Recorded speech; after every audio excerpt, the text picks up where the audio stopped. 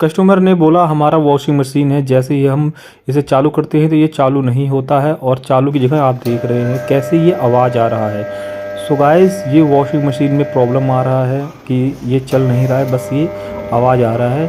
हमें इसमें अब देखना है कि क्या क्या ख़राब होता है, क्या क्या ख़राब निकलता है।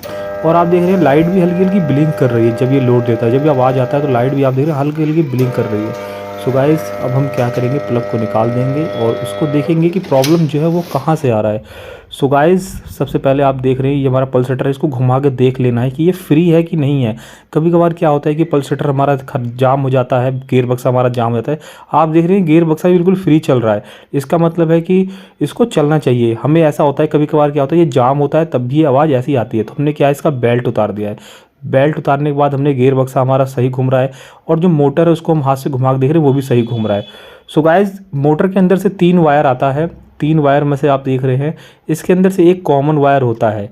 आप देख रहे हैं जो हमारी पीली वायर है ये कॉमन वायर है। अब हम इसको क्या है कि डायरेक्ट चला के देखेंगे। डायरेक्ट चलाने के लिए आप देख रहे हैं वाइट और रेड वाले में हमने कैपेसिटर के वायर लगा दिया है और पीली वाली लाइन में हम न्यूट्रल दे रहे हैं। अब एक बार हम ये यहाँ पे वाइट वाले पे यहाँ पे करंट देंगे, ये चल रहा है कि नहीं चल रहा। तो आप देख रहे हैं हमारी चल नहीं रहा है। उसके बाद हम रेड वाले पे लगा के देख लेंगे चलता है कि नहीं चलता है। तो गाइस ये हमें डायरेक्ट चलाने का तरीका है और रनिंग स्टार्टिंग कॉमन निकालने के लिए मैंने वीडियो यूट्यूब पे ऑलरेडी डाल रखा है, आप वहाँ पे जाके देख सकते हैं। सो गाइस चैनल को लाइक सब्सक्राइब और फॉलो।